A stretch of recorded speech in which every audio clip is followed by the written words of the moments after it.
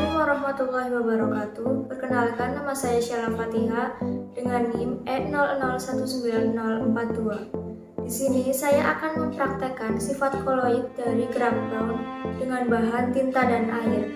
Perkenalkan, saya Tasya Mardiana dengan NIM E00190043. Di sini saya akan menjelaskan sedikit materi tentang gerak Brown. Perkenalkan, saya Tiana Tasya dengan NIM E00190044. Di sini saya akan mempraktekkan dan memberikan pembahasan mengenai sampel yang saya praktekkan. Perkenalkan, nama saya Tradina Dwi Pertiwi, NIM E00190045. Di sini saya akan menjelaskan sedikit materi tentang gerak Brown. Koloid adalah suatu campuran zat heterogen antara dua zat atau lebih partikel-partikel zat yang berukuran koloid, tersebar secara merata di dalam zat lain. Ukuran partikel koloid berkisar antara 1 sampai 100 mm. Ukuran yang dimaksud dapat berupa diameter, panjang, lebar, maupun tebal suatu partikel. Suatu koloid selalu mengandung dua fase yang berbeda, mungkin berupa gas, cair, atau padat. Suatu koloid selalu mempunyai fase terdispersi dan fase pendispersi. Partikel koloid yang telah mengabsorpsi ion akan bermuatan listrik sesuai dengan muatan ion yang diserapnya. Muatan partikel ini dapat positif atau negatif. Sifat-sifat koloid. Yang pertama, efek Tyndall. Efek Tyndall adalah efek yang terjadi jika suatu larutan terkena sinar.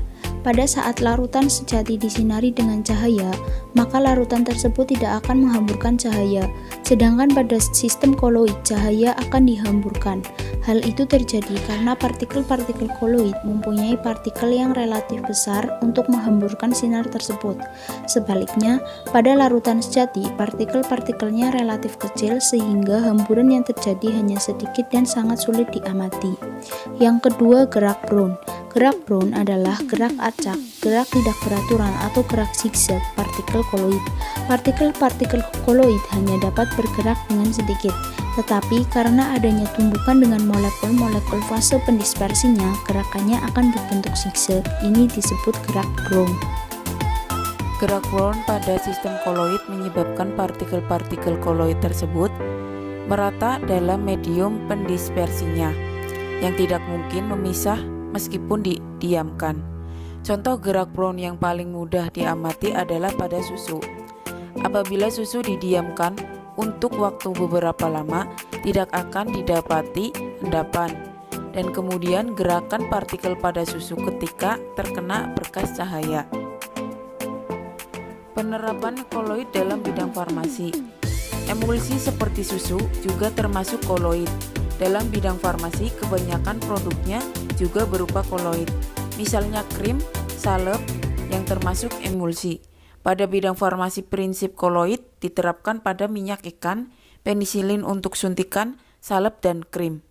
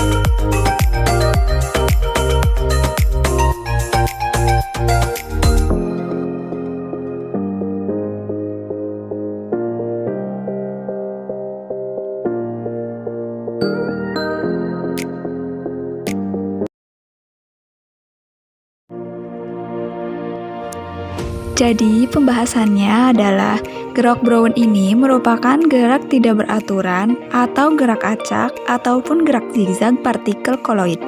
Hal ini terjadi karena adanya benturan tidak teratur dari partikel koloid dengan medium pendispersi.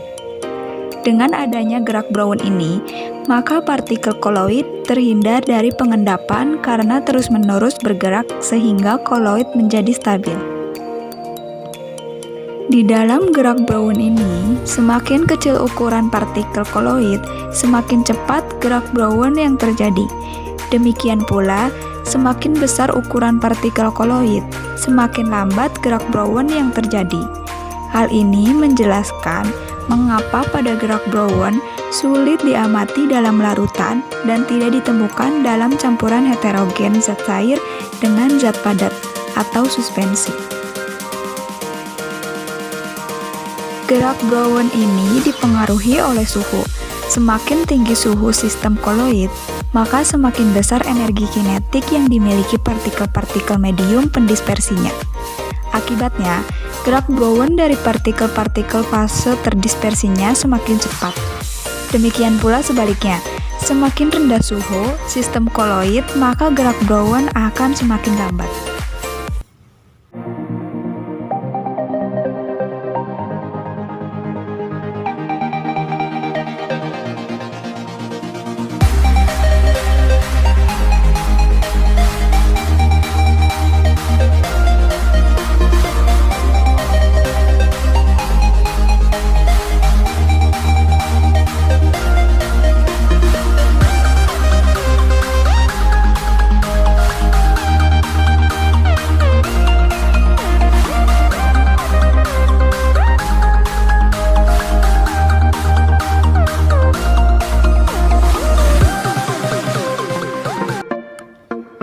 Selanjutnya yaitu dengan sampel tinta. Tinta ini merupakan suatu jenis koloid termasuk sol. Sol ini merupakan jenis koloid di mana fase terdispersinya berupa zat padat, sedangkan medium pendispersinya berupa zat cair atau zat padat. Jika medium pendispersinya zat padat, disebut sol padat.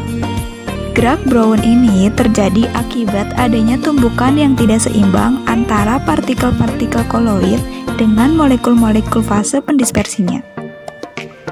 Gerak Brown pada sistem koloid menyebabkan partikel-partikel koloid tersebut merata dalam medium pendispersinya dan tidak mungkin memisah meskipun didiamkan.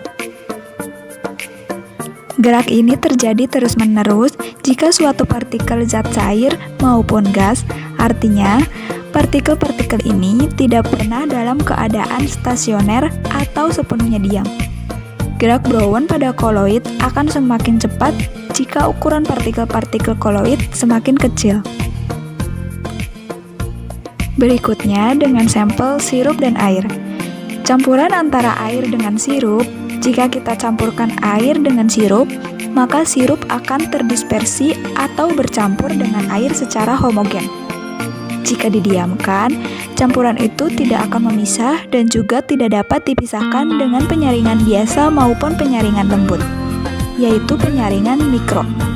Secara makroskopis maupun mikroskopis, campuran ini tampak homogen, tidak dapat dibedakan mana yang air dan mana yang sirup. Campuran seperti inilah yang disebut dengan larutan. Pada praktikum kali ini yang berjudul Sifat Koloid pada Gerak Brown, dapat disimpulkan bahwa 1. Gerak Brown adalah gerak partikel koloid dalam medium pendispersi secara terus-menerus karena adanya tumbukan antara partikel zat terdispersi dan zat pendispersi. Yang kedua, percobaan dengan sampel tinta menghasilkan tumbukan yang menandakan adanya koloid pada gerak Brown. Dan yang ketiga, percobaan dengan sampel sirup tidak menimbulkan tumbukan atau non-koloid.